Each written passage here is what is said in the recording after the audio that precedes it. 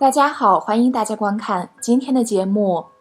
说起敦煌莫高窟，大家都会想到飞天佛像和各种让人称奇的壁画。可提到敦煌莫高窟，就不得不提一个人，那就是当年发现并保护敦煌莫高窟的一个道士王元禄。王元禄祖籍湖北麻城县，本人出生在陕西，因家乡连年灾荒，生活所迫，出外谋生，流落于酒泉。在此期间入道修行，人们称他为王道士。后云游敦煌，登三危山，发现莫高胜境，感慨万千，几乎西方极乐世界乃在斯乎。狂喜之下，他不顾自己的道士身份，长期居留于此，并奉献了他的后半生。然而就这样的一位传奇人物，后人对他的看法却是褒贬不一。到底是什么样的原因让后人对他的分歧如此之大呢？且听小编慢慢道来。王道士走进莫高窟的时间大约在1892年左右，当时他已近不惑之年，看到神圣宝窟无人管护，一片残破，受到严重的自然和人为的破坏，一种强烈的使命感使他自觉自愿担当起了守护神的重任。他四处奔波，苦口劝募，省吃俭用，积攒钱财，用于清理洞窟中的积沙。仅第16窟淤沙的清理就花费了近2年的时间。清光绪26年5月26日这一天，王元禄揭开了藏经洞这个秘密。王道士的墓志上是这样写的：沙出壁裂一孔，仿佛有光，破壁则有小洞，豁然开朗，内藏唐经万卷，古物多名，见者多为奇观，闻者传为神物。王道士发现藏经洞既有必然性，也有偶然性。说是必然性，是因为他走进洞窟，雇佣人员清理洞窟中堆积多年的淤沙，踏踏实实做了大量的具体工作。只有清除淤沙，藏经洞的洞门才能显露出来。说是偶然性，是因为王道士当初清除洞窟淤沙，不是为了要发现什么，而是为了保护洞窟，发现藏经洞完全是偶然的。可以说，无论什么人发现藏经洞，都是一种贡献，都是一个了不起的重大发现。因为藏经洞的发现就预示着敦煌学的产生。王元禄发现了藏经洞同样有功，而不能视为过错。至于有人说应该在某个时代发现合适，那纯粹是一种主观主义的一厢情愿。试想，假如在10年浩劫中发现藏经洞，其后果又怎样呢？事实证明，由于藏经洞的发现，才引起人们对莫高窟的重视，因此在40年代就成立起专门的保护机构。否则，对莫高窟的保护不知要推迟多少年，造成的损失更是无法估量。藏经洞发现之后，王道士尽了最大的努力，做了他应该做的一切。首先，徒步行走50里，赶往县城去找敦煌县令，并奉送了取自于藏经洞的2卷经文。王道士的目的很明确，就是为了引起这位官老爷的重视。可惜的是，这位知县不学无术，把这2卷经文视作2张发黄的废纸。1902年，敦煌又来了一位新知县汪宗翰。汪知县是位进士，对金石学也很有研究。王道士向汪知县报告了藏经洞的情况，汪知县当即带了一批人马亲去莫高窟查看，并顺手捡得几卷经文带走，留下一句话让王道士就地保存，看好藏经洞。2次找知县没有结果，王元禄仍不甘心，于是他又从藏经洞中挑拣了2项经卷，赶着毛驴奔赴宿州。他风餐露宿，单枪匹马，冒着狼吃肥抢的危险，行程800多里，才到达目的地，找到了时任安宿兵备道的道台廷栋。这位廷栋大人浏览了一番，最后得出结论：经卷上的字不如他的书法好，就此了事。19世纪末，西方列强组织的探险队、考察队在中国西北地区获得越来越多的文物文献，引发了西域古物收集的热潮，刺激了欧洲方兴未艾的东方学研究。各国纷纷派出考察队进入中国西北，掠夺沙漠废墟、古城遗址和佛寺洞窟中的古代文物。其中有位叫斯坦因的英籍匈牙利人，他在英属印度政府、英国博物馆和英国印度事务部等机构的支持和赞助下，持游历护照入境，先后在中国西北地区进行了3次非法考察。1907年，斯坦因第一次到来，他就通过宗教精神的交流将王道士俘虏了。斯坦因说，道士之境奉玄奘，在石窟寺对面新建梁廊上的绘画有明显的证据，所画的都是一些很荒唐的传说。我用我那很有限的中国话向王道士述说我自己之重逢玄奘，以及我如何循着他的足迹从印度横越峻岭荒漠，以至于此的经过。他显然是为我所感动了。当时王道士把经卷卖给斯坦因有3方面的原因：一是在长达7年的时间里，他多次求助官方予以重视，而且是逐级上报，但无人过问，致使他灰了心；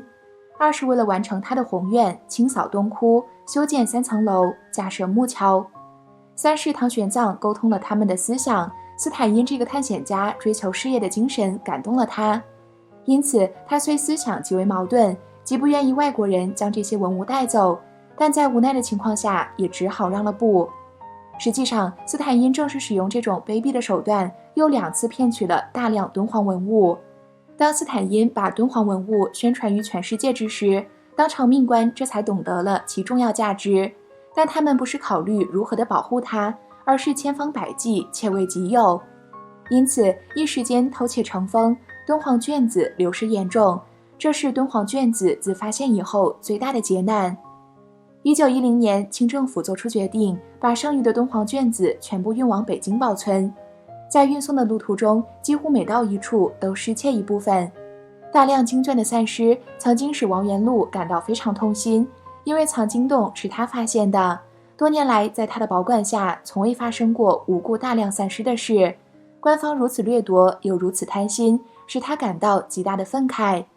所以，当1914年斯坦因第2次到莫高窟后，王元禄对他说了一段令人深思的话。斯坦因西域考古记里是这样记述的：